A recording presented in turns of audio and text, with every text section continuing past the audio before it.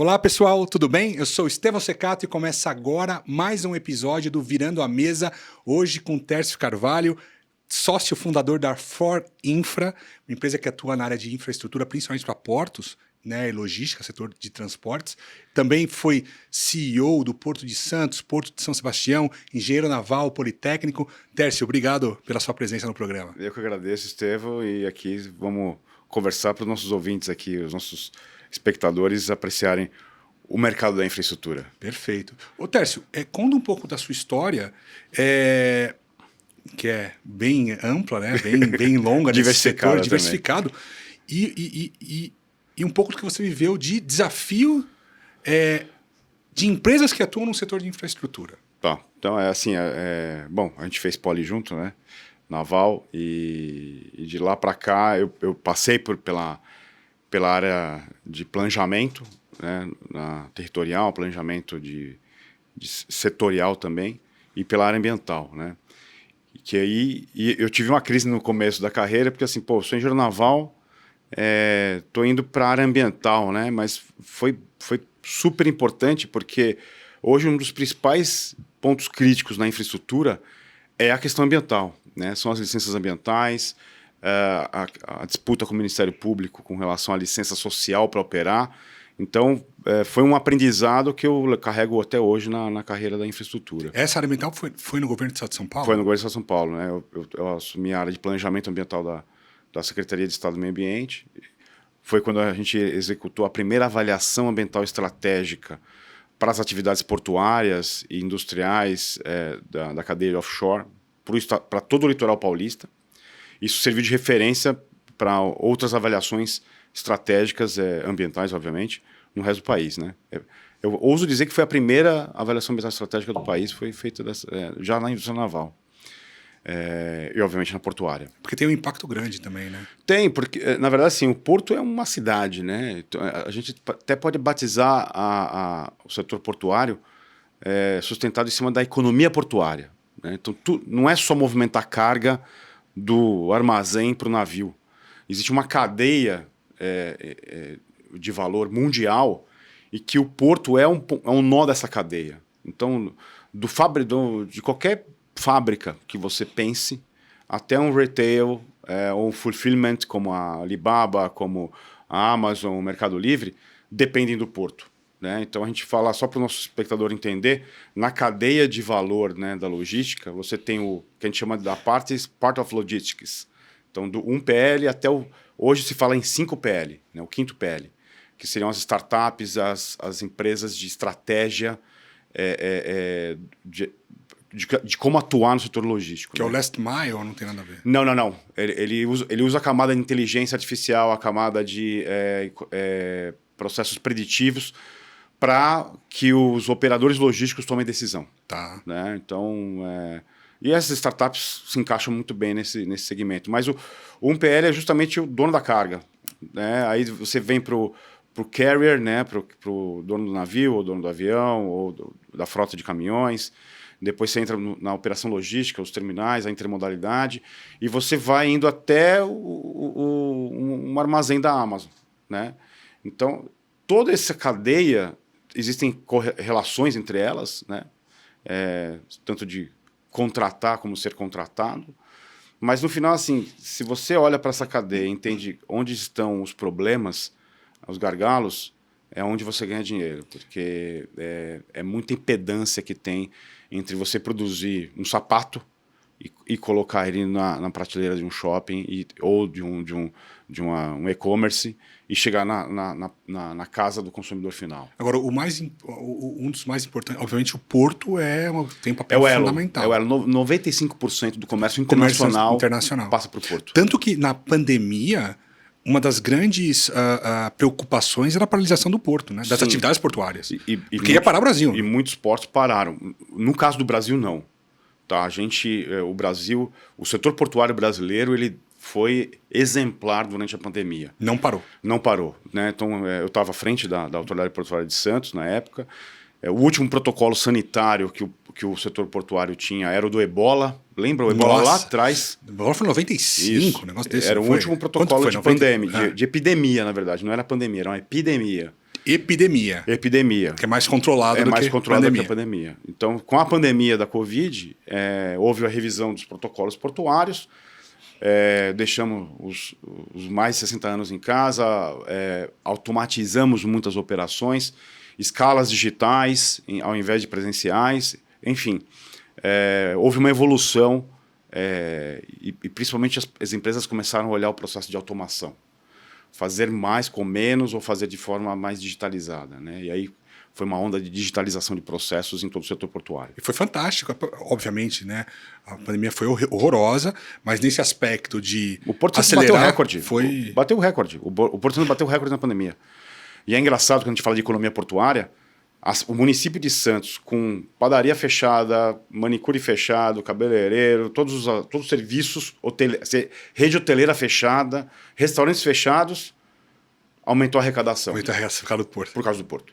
Né? Isso é incrível o poder que o Porto tem. Isso acontece no mundo inteiro. Em todas as cidades portuárias, ele movimenta a economia. Ali É a principal economia. Assim, eu não conheço porto em que o Porto seja a segunda economia da cidade. Não conheço. E aí você estava na Secretaria do Estado...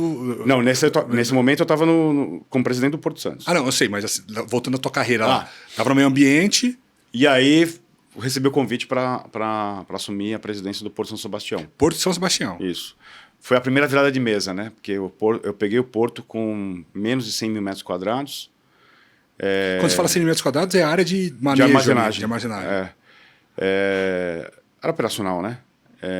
E a gente entregou o Porto com 400 mil metros quadrados. Você quadruplicou o tamanho do Porto? Caramba! Conseguimos a licença ambiental para ampliação do Porto para 800 mil metros quadrados, né? Então saiu de 100 para 400 e o projeto para ampliar para 800. E com essa quadruplicação, receitas vieram juntas, né? A gente nós retomamos uma operação de RoRo. RoRo é roll-on, roll-off. Carga de veículo, máquina agrícola, enfim, tudo que roda, carga rodante, ele entra no navio como se fosse um estacionamento de shopping center.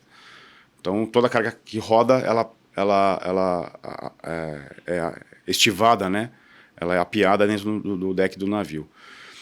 E nós pegamos e arrebentamos a operação de RoRo, pegamos carga, inclusive, de Minas Gerais, do Rio de Janeiro. Roubaram frete ou carga desses de outros concorrentes, né? E foi baseado em quê?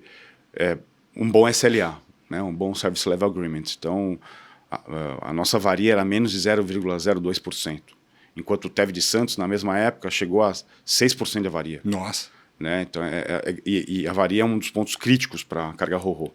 Então, um bom SLA, um bom preço, né? Um bom serviço. Nós fomos auditados pela Volkswagen na época. A Volkswagen é uma das montadoras mais... Eles são criteriosos. Criteriosos na auditoria e nós ganhamos aí em primeiro lugar na Operação Brasil em qualidade da operação. Né? Em quanto tempo isso, Tércio? O RoRo, no primeiro ano a gente retomamos. Eu peguei o caixa da empresa com 10 milhões de prejuízo. E no primeiro ano a gente reverteu resultado e, obviamente, era uma empresa pequena, né? Então, e multiplicamos por 3 o resultado aí em menos de 4 anos, né? E você acha que foi o quê? Aumento da receita? Foi o offshore. Foi o offshore. A indústria de oil and gas na época estava crescendo. São Sebastião já é conhecido como o principal porto de importação de petróleo, né? 55% do petróleo que entra no país para refino, né? Para as 4 principais refinarias do Sudeste, do São Paulo, na verdade, entra para São Sebastião, né? Então, tanto Taubaté, Paulínia, Cubatão e São Caetano recebem petróleo de São Sebastião. Então é estratégico, né? E aí a gente focamos aí na indústria de apoio offshore, construção naval, inclusive. Aliás, é muito importante, assim, o Estado de São Paulo sempre buscou trazer a construção naval para o Estado. É muito Niterói, né? Muito no Rio de Janeiro, focado no Rio de Janeiro. E, obviamente, lá em 92 teve a corrida da Transpetro para fazer os replicantes, né? Para construir os navios aliviadores. E aí teve o estaleiro Atlântico Sul, teve a corrida dos estaleiros no Brasil afora. São Paulo acabou ficando de fora. Então foi uma super oportunidade porque a gente construiu módulos de topsides de FPSO, só para o espectador entender, são aquela superestrutura que vai em cima das plataformas. Fizemos 2 módulos, lançamos 4 ou 5 gasodutos, e aí a gente começou a focar na carga breakbulk, que é uma carga especial, uma carga superdimensionada. Então trabalhamos com 3 tuneladoras de metrô importadas, exportamos usinas de etanol, enfim, acabamos se especializando em carga especial, né? Que inclusive hoje é uma deficiência em Santos, né? Mas São Sebastião continua atendendo. Hoje o perfil do São Sebastião mudou, né? Hoje está focado no açúcar, focado nos granéis minerais.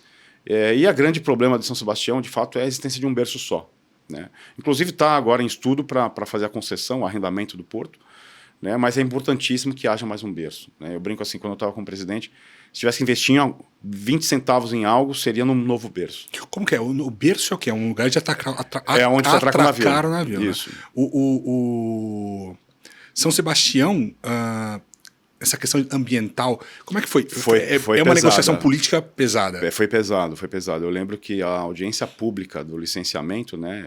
Eu mesmo liderei o processo da licença da audiência, né? Foram 11 horas em São Sebastião seguidas e 12 horas em Ilhabela. Foi muita emoção do público, né? Ninguém quer um porto do lado da casa de veraneio. Só que, como eu disse, né? 95% da balança comercial passa pelos portos. Isso mundo afora. Então, assim, você virar de costas para um porto é você rasgar a economia, inclusive local, né? Eu lembro, inclusive, quando eu cheguei em São Sebastião, tem alguns economistas, né, alguns estudiosos do mercado que dizem que existe uma renda mínima numa cidade para ter um McDonald's instalado. Uhum. Né? Eu faço a analogia para restaurante japonês, né? Até porque eu gosto muito de comida japonesa. Quando em São Sebastião eu cheguei, tinha um restaurante japonês, mas muito ruim, né? Depois que a gente trouxe toda essa economia, né? Quando eu assumi o porto, eram 100 trabalhadores no porto. No pico da operação, nós chegamos a 2.000 trabalhadores. Uau! 20 vezes mais. 20 vezes mais. E 3 restaurantes japoneses disputando cabeça a cabeça, com qualidade, com produtos que não era só salmão, né? Porque eu brinco que quando o restaurante é medíocre, ele só trabalha salmão, né? Salmão na diagonal, na vertical, deitado em pé. 50 tons de salmão. Exato. E notoriamente, foi um choque na economia local. Os índices de criminalidade despencaram, né? Então, assim, o impacto social, socioeconômico, fantástico. Importantíssimo. Santos não é diferente. Paranaguá é a principal economia da região. Suape, assim, você vai correndo os portos brasileiros e mundo afora também. As pessoas olham por de frente, e isso é importante, né? E São Sebastião, tristemente, a comunidade olhou de outra forma. Mas conseguiu emplacar. Conseguimos a licença. E você acha que a sua experiência lá no governo do estado de São Paulo com essa foi essencial? Foi essencial, porque primeiro que eu tinha desenvolvido aquela avaliação estratégica. Segundo que eu venho com um background da área ambiental. Eu tinha que transformar o porto num green port. E foi o primeiro porto. Ficou 4 anos como o primeiro porto ranqueado no índice da Agência Reguladora de Qualidade Ambiental. Né? Fomos o primeiro porto com ISO 14000 do país. Então, assim, mostramos para que veio. Né? E mostramos que era possível ter um porto com uma gestão ambiental e a qualidade ambiental, inclusive melhor que o município, porque a gente teve algumas visitas de prefeitos, deputados no porto, e o porto era mais limpo do que o arruamento da cidade. Né? Então, a limpeza interna do porto era melhor do que a da cidade. E nessa época eu lembro que você também era presidente de uma outra empresa, da Companhia dos Hidrovias. Isso, eu acumulei com a diretoria geral da Hidrovia Tietê-Paraná, que foi uma experiência também fantástica. Eu tocava os 2 trabalhos, água doce e água salgada, né? Então, na hidrovia foi um... Como é que é, Edu? Me explica. Eu não sabia, não conheço. Como é que é essa empresa? O que ela atua? A Hidrovia Tietê-Paraná, o departamento hidroviário, ele administra as infraestruturas da hidrovia, né? Então, uma hidrovia é diferente de uma via navegável. A hidrovia você tem eclusa, tem balizamento, você tem um controle do tráfego das barcaças, dragagem, enfim. existe de fato, uma hidrovia. Né? Você administra, você faz a dragagem. É uma concessão ou Não, uma era administração estatal? direta. Né? Inclusive, eu cheguei a desenvolver um projeto para fazer a concessão hidroviária. Na verdade, assim, depois de todo esse tempo, talvez a primeira concessão hidroviária que aconteça no Brasil seja o Madeira. O Rio Madeira, para quem não conhece o Rio Madeira, ele começa lá no Alto Amazonas, né? Mas a principal cidade que origina carga no Madeira é Porto Velho, capital de Rondônia. E essa carga vai até Itacoatiara e sobe e cai no Amazonas. E você tem ali, pelo menos aí, nas contas, batendo 9 milhões de toneladas, 8 milhões de toneladas de tudo que você imagina, né? Entre container, soja, milho, subindo fertilizante no rio, enfim.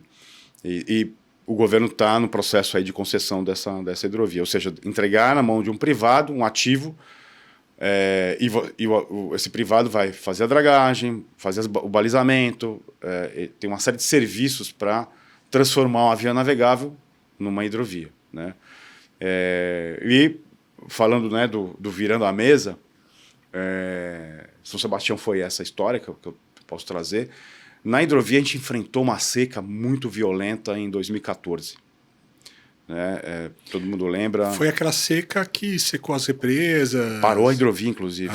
Parou a hidrovia. Foi uma seca que, inclusive, prefeito brigando com o prefeito por caminhão-pipa. Né?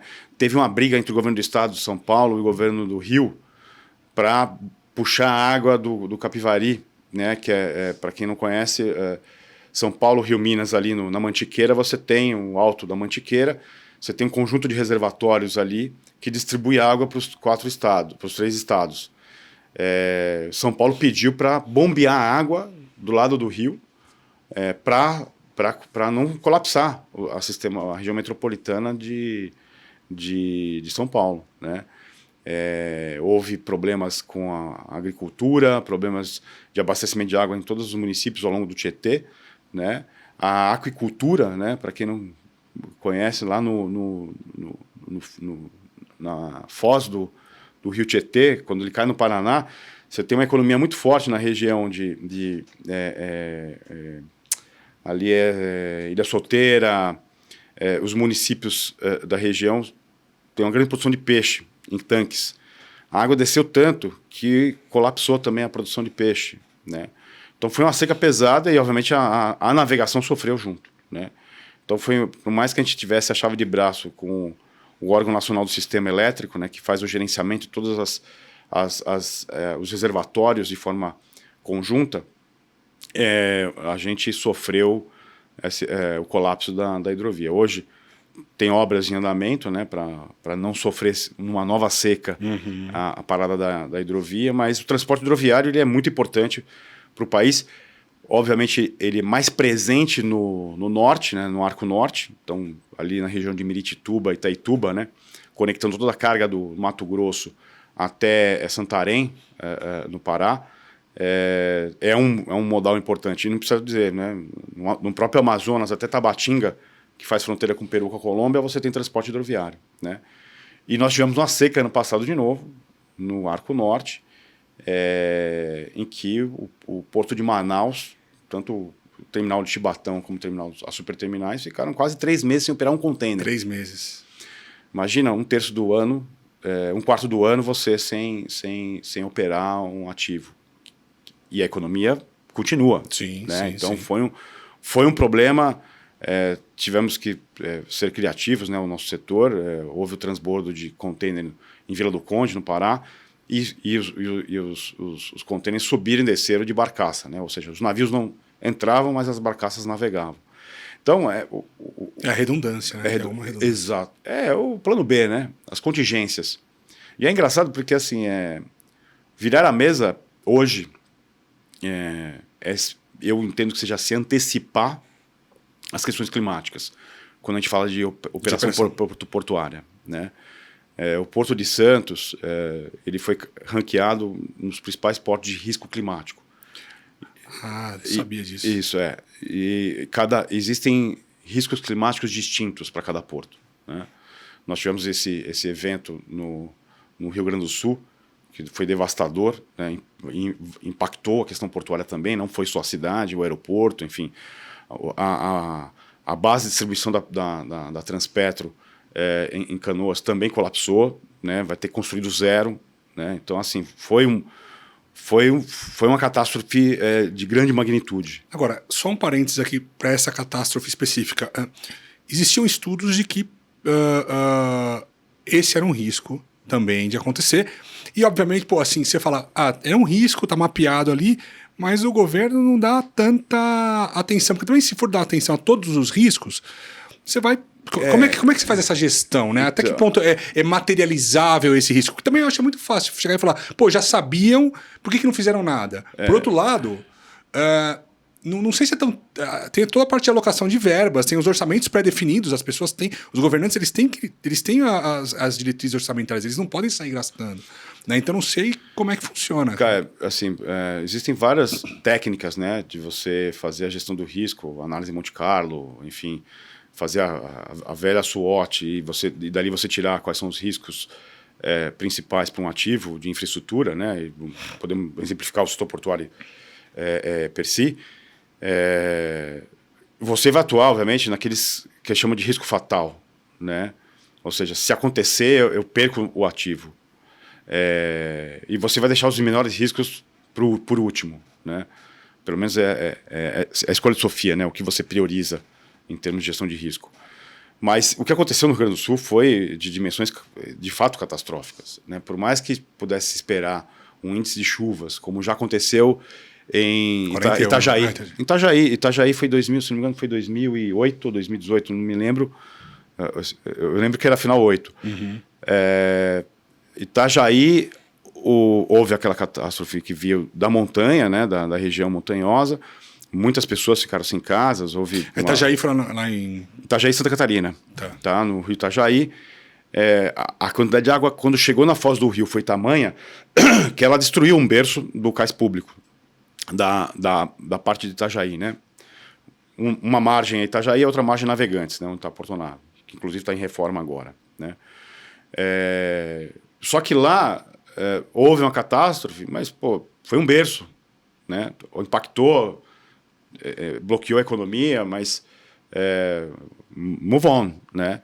No caso do Rio Grande do Sul, praticamente assim, as pessoas estão voltando para casa agora, né? Então, eu teve amigos meus que trabalham em portos que ficaram fora de casa, que os funcionários da empresa deles ficaram desabrigados, né? A operação parou, né? Então, e agora tem que fazer o rescaldo da crise, enfim, e se preparar e se reerguer e, principalmente, investir em iniciativas de adaptação. Essa correria da descarbonização, ela é importante, mas não adianta só fazer o AUE com a descarbonização se a gente não atua nas políticas de adaptação, ou seja, se acontecer um evento climático, e aí qualquer tipo, chuva extrema, ressaca, que aconteceu recentemente em Santos, né? Vem acontecendo cada vez mais, com maior recorrência, e aí o porto para, e assim, às 6 horas, um dia parado, você não recupera durante o ano.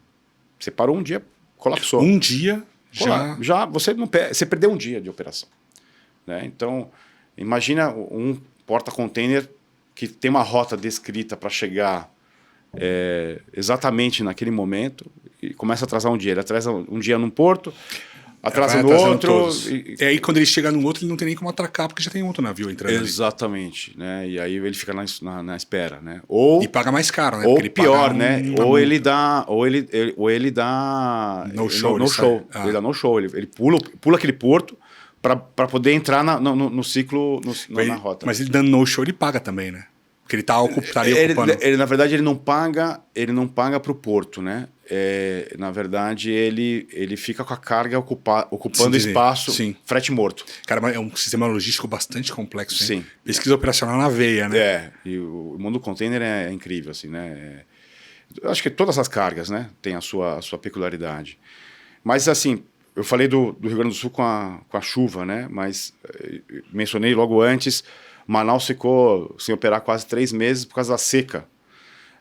No Itaqui, a crise é onda de calor, né? Como acontece em Dubai. Né? Dubai bateu uma temperatura, todo mundo fica em casa.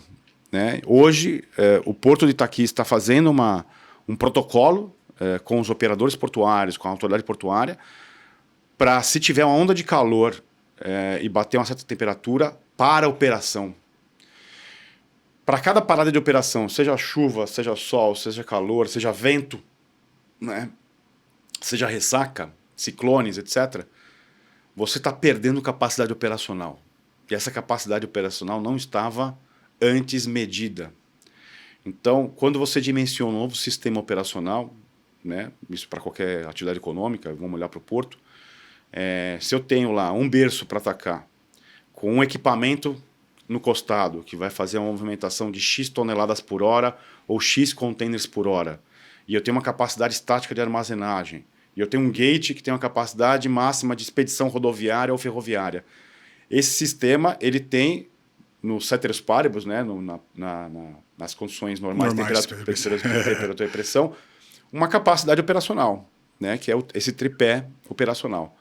Se eu coloco um novo tempero aqui, né, um novo ingrediente, que é mudanças climáticas, eu já achatei essa capacidade operacional. Então, aí é um aviso aos navegantes, né? Para quem vai fazer um planejamento portuário, precisa saber onde vai fazer o setup dessa operação. Por exemplo, a diferença de chuva entre Itaqui e Pecém, né, entre o Maranhão e o Ceará, estados ali praticamente vizinhos, é de cerca de 10%, 15%.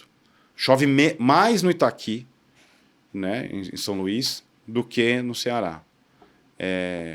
Eu tenho cargas hidrofóbicas como granel vegetal, celulose, alguns tipos de fertilizante que não podem molhar sob hipótese alguma, ficam impedidos de operar na chuva. Então já tem uma perda operacional de 10% do tempo do ano para aquele porto. Que é hiper relevante. Isso precisa ser calculado. Sim. Porque assim, até para entregar para o investidor que o retorno dele sobre aquele ativo não é o retorno teórico. Ou eu preciso, por exemplo, cobrar mais... Compensar com preço. Por tonelada, compensar com preço. Se você quer escoar ali, vai ser mais caro. Mas aí você tem a questão você perde competitividade. Oferta e demanda. Eu aumento o preço, a carga vai para outro lugar. Eu brinco assim, nem é tanto preço, né? A gente fala disso muito de SLA. É um rol de itens que faz a carga escolher porto A ou porto B. Preço é né? Mas a velha e disponibilidade, o demurrage, que é a sobreestadia do navio num porto, é um dos pontos mais críticos, né? Para quem opera porto e quem paga normalmente a demurrage é o dono da carga, né? Para quem trabalha com importação e exportação, sabe a dor que é você pagar um dia a mais $35 mil por um dia a mais no navio na barra, né? Aí você pega e divide isso por tonelada. Vamos pegar aqui o preço médio de elevação de uma tonelada de soja em Paranaguá é cerca de $10, né? Se você ficar 3 dias com um navio esperando na barra por questões de fila, ele está pagando $35 mil vezes 3, já faz a conta. $100 mil, $500 mil. Aí você divide são $2, cerca de $2 ele está pagando por tonelada de sobreestadia.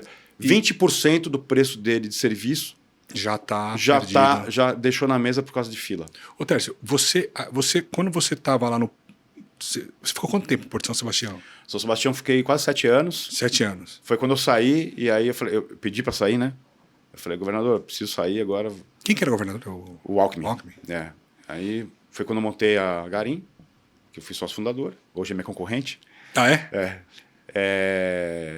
Montei um escritório de engenharia portuária, virou da engenharia, e montei meu restaurante lá na Vila Madalena, que foi uma crise ali que morreu na pandemia, né? Mas eu brinco que foi um livro, uma árvore, né? Tem que ter um filho, plantar uma árvore e escrever um livro, né? O meu restaurante foram os 3 num só, né? Era para ser um hobby e virou... Pô, eu adorava o restaurante. É muito bom. Né? Foi uma experiência ali fantástica de hub gastronômico. Outro dia, só um parênteses, você estava num restaurante, acho que lá no MASP, em algum lugar, no Detran. Ele estava lá, aí o cara falou, o garçom chegou para mim, pô, você lembra de mim? Eu falei, não, eu trabalhava no Tércio, no restaurante do Tércio. Eu falei, puta, lembrei do cara, né? Gente boa, fazia um drink, aquele verdinho lá, uma delícia. Delícia.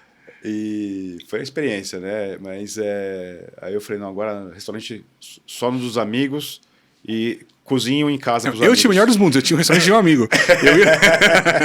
É a mesma coisa assim, o bom não é ter uma lancha, né? É ter um amigo que tem uma lancha. Exato. Mas, e aí, eu montei os 3 negócios, né? E em 19 recebi o convite para assumir o Porto de Santos e a missão era dada, né? Era preparar a empresa para a desestatização. Ué, te ligaram? Quem te ligou? Eu fui abordado, na época, o Piloni, que acabou sendo secretário, né, de Portos, me convidou e tive reunião com o Tarcísio na época. Né? O Tarcísio, Que era ministro da Infraestrutura. que era ministro da Infraestrutura, hoje governador do Estado de São Paulo. E aí eu titubeei, ele falou, não, acabei de montar minhas coisas aí, vou arrumar sala para me coçar. Aí falou, não tem lista não, não é shortlist, é one man list. É one man list. Eu falei, pô, se é nesse nível, vamos lá, vamos para a missão. Meu compromisso era 1 ano. Eu falei, vou preparar, vou fazer o turnaround do Porto. Chamei o Biral para assumir como CFO, né? E demos um show ali de gestão, né? Acho que cada diretor... Foi capa da Veja, né? Da Isto é Dinheiro. Da Isto é Dinheiro. O pessoal falou assim, você pagou essa capa? Eu falei, que paguei o quê? E vou dizer, ali foi o difícil ali foi ficar posando para foto, né? Porque falar em entrevista é fácil, né? Mas foi uma experiência muito importante, Santos, porque você vai do fósforo ao foguete em termos de problemas para resolver, né? Enfrentamos a pandemia, enfrentamos o tráfico de drogas, enfrentamos que é algo que a solução ela é muito complexa, né? Fizemos uma revisão dos regulamentos portuários, revisão de preço, enfim, um choque de gestão, demissão, né? Programa de demissão. Eu peguei a empresa com mais de 1.300 funcionários. Quando eu saí, já estava beirando aí os 800. Reduziu quase pela metade. E aumentou o faturamento, enfim, entregamos resultado, né? Aí eu lembro que o EBITDA deu um salto absurdo, né? Foi, nós saímos eu peguei o balanço com menos 450 milhões e entregamos já no primeiro ano com 80 milhões. Mas vocês veem que coisa, né? Menos 450 milhões, um turnaround bem feito, você gerou 500 milhões de EBITDA recorrente. De geração de caixa recorrente. Não, entregamos 2 bi de caixa. Hoje está arrebentando de caixa. Não tem nem o que discutir. Né? E foi um efeito cumulativo, né? Saímos lá de 130 e poucos milhões. Hoje está batendo 170 milhões o Porto, né, de movimentação, toneladas. Né? Então houve aumento sensível, né, o CAGR de 10 anos é acima de 6% anual. Então assim, porra... Tá batendo o PIB bastante. Mas de longe. Né? E aí quando a gente faz projeção de demanda, o cliente fala assim, mas é tudo isso mesmo? Eu falo assim, eu uso estatística, né? Posso um efeito fixo, não tem muito que fugir da realidade estatística. Mas no nosso setor existem eventos disruptivos e eventos que geram uma demanda inelástica, que eu chamo, né? Que é fixa a carga num porto. E aí nós podemos falar das operações verticalizadas, né? Que para mim é uma tendência, e essa verticalização não acontece só no setor portuário. Quando eu falo de verticalização é quando o dono da carga é dono do terminal, dono da fábrica, dono do terminal. Isso aumenta a eficiência, né? Sim, na verdade você está eliminando os intermediários, né, da cadeia. Né? Vou dar um exemplo muito rápido aqui. O suco laranja talvez seja a carga mais verticalizada que eu posso dar de exemplo. Você tem lá, ele produz a laranja, né, ou arrenda a fazenda, né, mas tem produção própria. Tem a fábrica, a frota de caminhões de suco laranja é específica. O terminal é da própria empresa. O navio é da própria empresa. O navio também é da própria empresa, porque é um navio especializado.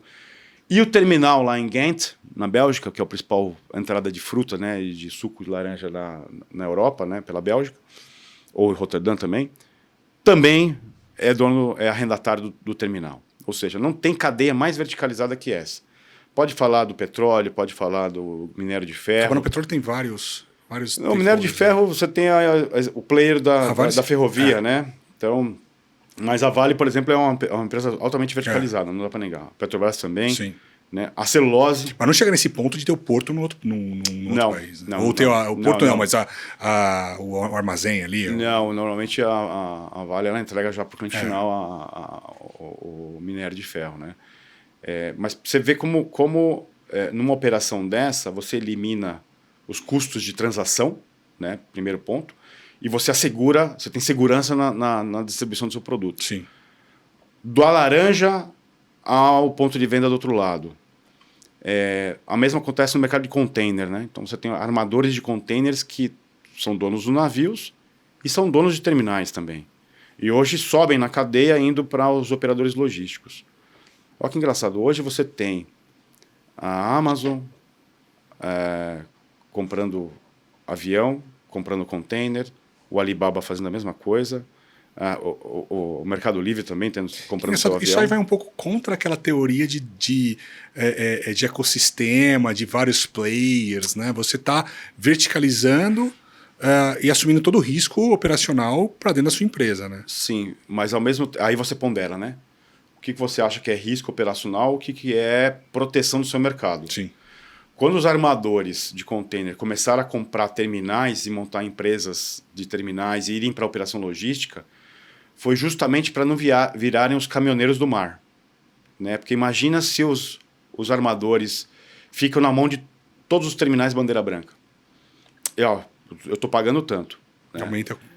Tanto é que na década de 90 o frete marítimo ele despencou e os armadores tiveram resultados negativos. Né? A pandemia estouraram de ganhar dinheiro, multiplicaram por 10 vezes as margens e agora estabilizou novamente.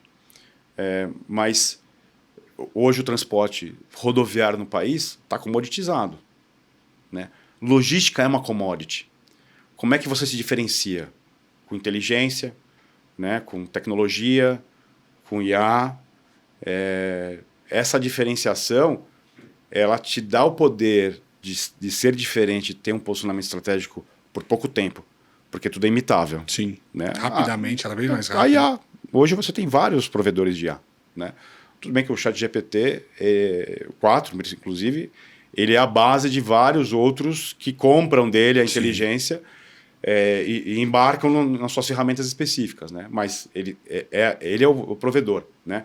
Mas você tem hoje vários IAs do Google, a Apple está indo atrás dela, né? Deve lançar aí... Não, Microsoft, todo mundo tem o seu. Né?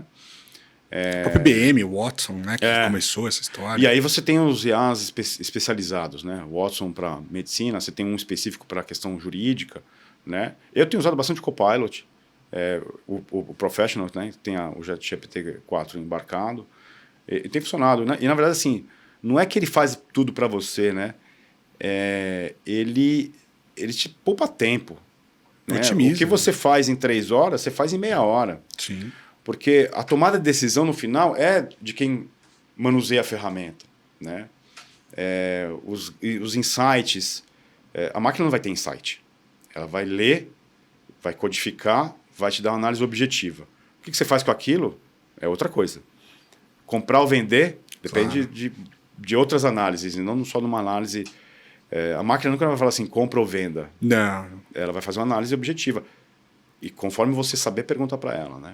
Então, no final, eu digo que hoje a IA ela vai substituir os analistas de primeiro nível. Ela vai, na verdade, eu acho isso, trabalhos que são muito especializados e repetitivos vão ser substituídos. Agora, é engraçado, né? Porque assim, pegar um exemplo, um advogado júnior, né? Que talvez tenha algum risco porque ele vai... o trabalho que ele faz de pesquisa e tudo mais vai ser automatizado. Como é que esse cara se desenvolve para virar um advogado sênior se ele não passa por isso? E se eu sou se eu tenho um escritório, cara, e aí eu tenho um escritório de advocacia, eu não vou querer pagar por isso para formar uma pessoa, né? Porque eu vou... é custo que eu não preciso ter. Então eu já sou sênior, não vou formar o júnior, e o júnior que é júnior, ele não vai conseguir se formar para ser sênior. Então talvez tenha um hiato Que a gente vai ter que pensar como Tem dois problemas fechar, aí. né? Tem dois problemas aí. Primeiro é reter talentos e outro é formar talentos, né? Então, Mas quem paga por isso? então, por exemplo, na minha consultoria, né? A gente Peraí, conta aí, como é que foi? Você saiu do Porto e aí, aí montou sua consultoria. Eu estava conflitado para voltar para a Garim. A Garim tinha assumido justamente o estudo do Porto Santos. Eu fui presidente do Porto Santos. Tá. No big deal, vendi as minhas cotas. E eu saí tão bem com o mercado que eu já saí com 3, 4 clientes aí na mão. Legal. Aí falei, pô, vou montar For Infra. a Eu Infra, que eu batizei de For Infra, né? E assim, em pouco tempo consegui ali um range de clientes para ganhando bem, foi um estouro, né? E sempre atuando de forma estratégica, né? Em infraestrutura portuária, né? A Fora Infra hoje ela está focada em porto. Muitos clientes estão procurando a gente para levar a nossa expertise portuária para rodo, para ferro, né? Eu no começo relutei, mas hoje a gente está aberto eu brinco que o hardware é o mesmo, o que muda é o software, né? É infraestrutura, o que muda são as peculiaridades de algumas questões, mas eu digo que em Porto Hidrovia a gente navega super bem, né? Quando eu digo navega muito bem, assim, eu consigo entregar o mesmo resultado com menos hora de dedicação, né? E ferro e rodo são ativos que estão conectados com o porto. Não existe ferrovia sem porto. Isso é um ponto muito importante, né? Foi até uma brincadeira que a gente discute com técnicos, né? Profissionais do setor ferroviário, achando que a ferrovia é o ativo mais importante logístico, né? E eu continuo insistindo que o porto ele é o nó da economia mundial. Do porto partem as ferrovias para suas interlândias, né, para suas áreas de influência. Do porto partem as rodovias para as metrópoles, né, para suas interlândias. Então, tudo começou no porto, né? Aliás, não precisa ir muito longe, né? A primeira cidade brasileira é Porto, né? Napoleão, quando montou a sua doca em Antuérpia, a doca era pequenininha, né? A cidade era grande, foi a doca de Napoleão. Hoje é o Porto de Antuérpia, que é desse tamanho e a cidade é desse tamanho, né? Então, as economias partiram, né, dos portos. E aí E os portos eles já nascem com essa eficiência ou tem muita coisa para fazer ainda de melhoria no setor portuário? O processo da infraestrutura portuária é um processo de melhoria contínua, né? Existem questões no setor portuário e na logística internacional que foram questões disruptivas. O container, por exemplo. A criação do container, da unitização lá em 20 pés, aquela a unidade de volumetria revolucionou a logística mundial, né? Óbvio, hoje você tem vários tipos de containers distintos, né? Dos mais variados, né? Inclusive em diferença de alturas, os high cubes containers, né? Que é um pouco mais alto, né? Tem o de 20 e o de 40. E nos Estados Unidos tem o de 53, que respeita o carretão deles, né? Tem os isotanques que carregam líquidos, os abertos para carga oversize, os reefers, né? Então, isso foi uma revolução, né? Mas o Brasil vem revolucionando muito em tecnologia de carregamento, né? Hoje nós somos recordistas em capacidade do agronegócio. Então, equipamentos de shiploaders, né? De carregadores de navios, descarregadores de navios, o Brasil dá show. Não só em Santos, como nos outros portos também. Sim, também. Então, assim, a gente tem um nível de produtividade que não é de se... Quantos portos tem no Brasil hoje? É uma curiosidade. Hoje, se você considerar autoridades portuárias, são cerca de um pouco mais de 35. Né? Portos privados são mais de 200. Que a gente chama de TUPs, né? Terminais de uso privado. E arrendatários são inúmeros, né? Só em Santos são mais de 60 arrendatários. Né? Então, é muita economia para passar pelos portos. Tem as suas complexidades, né? Mas, como eu disse, diferenciação é importante, antecipação e estratégia, né? Teoria dos jogos é o que a gente mais pratica nesse setor, né? O que o meu concorrente pode fazer que eu não estou olhando, que eu não estou fazendo, né? E aí resgatando a conversa lá do mesmo jeito que você tem uma MSC, uma Maersk, descendo na cadeia, né, nos PLs, que eu mencionei no começo da nossa conversa. Você tem também a Amazon, o Mercado Livre, Alibaba, subindo na cadeia, né?